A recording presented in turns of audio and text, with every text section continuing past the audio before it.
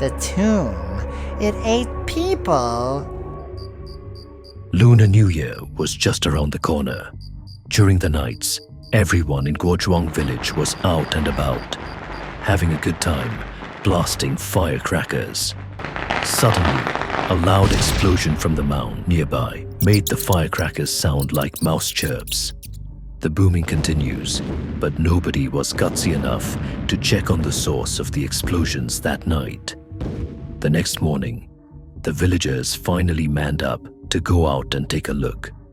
They found a massive bottomless hole with traces of freshly dug soil surrounding it.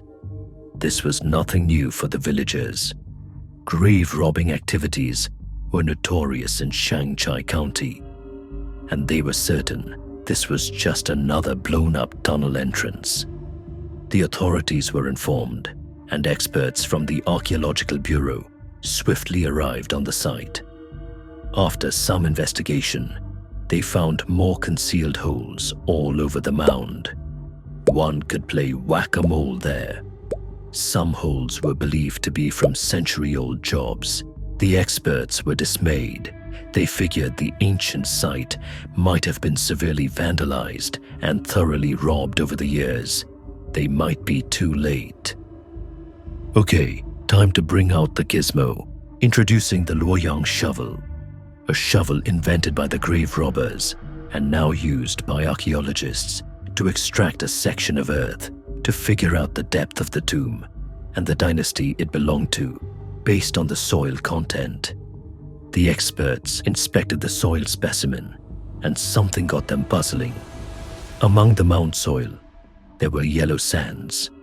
Yellow sands weren't supposed to be there amidst the grave mound. It made no sense. And while the experts were scratching their heads, the old folks told them a creepy truth. The tomb, it ate people. The eerie tale and the yellow sand. Suddenly, an idea struck the expert. What if this was some kind of tomb trap? So they decided to dig deeper. And voila! After a thorough excavation by the archaeological team, the sandpit beneath the 7-meter grave mound was measured to be 11 meters deep. That was nearly 3 stories of sand. Scattered all over the pit, over 80 bodies of grave robbers were found, all swallowed to death by the unforgiving sand trap. Time frozen in their final postures of despair and struggle, becoming a part of the sacrificial ritual for the tomb owner. The bodies were found wearing a variety of attire from different eras. In addition to the bodies, the archaeologists also uncovered plastic mineral water bottles, nylon flour sacks, and even ancient copper coins. All discoveries thus far have led the experts to one possible explanation: the sand pile tomb. The sand pile tomb is a unique tomb construction that was primarily popular from the Warring States period until the Western Han Dynasty. Only those of royal blood and noble stature were permitted to be buried in this type of tomb. After all, who else besides those high rollers could afford the construction costs associated with such elaborate burial sites? The yellow sands were stir-fried to remove any moisture before being filled into the tomb chamber. The dryness ensured the mobility of the sand particles within the enclosure. So whenever someone blew a tunnel hole from the surface, the quicksand would swiftly fill the void, therefore blocking the entry and potentially trapping and suffocating the intruder. Boulders with sharp edges of various sizes were also mixed into the sand to reinforce the blockage and crush any unfortunate robbers along the way. Strike. The outcome of forcibly excavating this type of tomb usually ends up with casualties. Even if someone was sleek enough to take hold of the treasures, they would stand little chance of making their way back out safely. Among the grave robbers, the sandpit grave is regarded as the most ferocious and feared. Only those highly skilled experts would dare to try their luck in this man-eating tomb. Beneath the quicksand, the team found a chamber consisting of 2 coffins and some grave goods scattered around. Nothing glittering.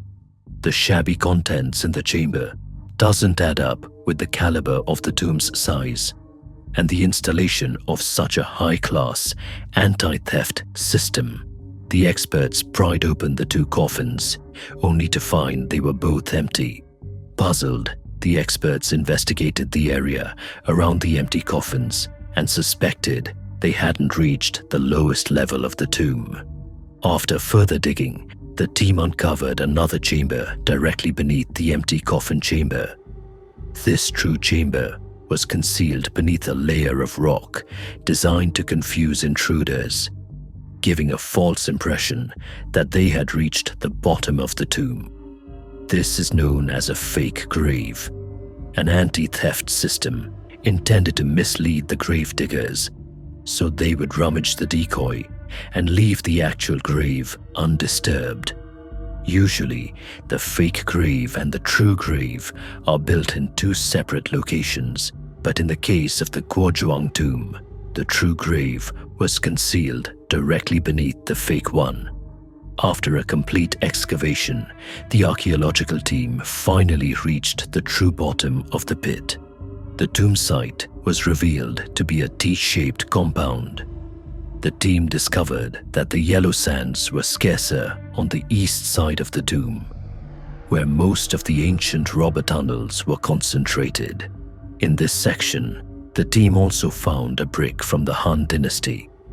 All the clues led to a theory that the east side of the tomb must have been severely raided in the Eastern Han dynasty, also known as the Age of Tomb Raiders. During that chaotic period, rebel forces led by warlords excavated ancient tombs to fund their troops. Cao Cao, the famous warlord from the Three Kingdoms period, had a secret unit called the Mojin Officers who specialized in tomb robbing.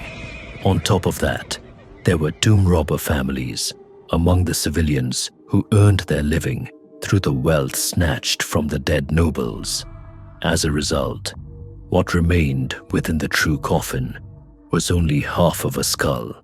Surrounding the main chamber, 13 additional small chambers for the female funerary companions were located. From the other sections of the tomb, over 1,000 pieces of bronze artifacts and over 200 pieces of jade artifacts had been found.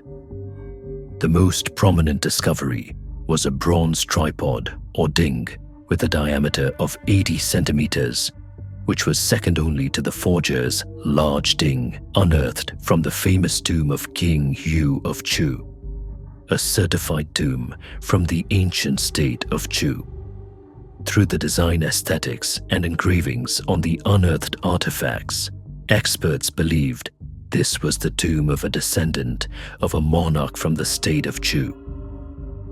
Until today, the exact identity of the tomb's owner remains unknown.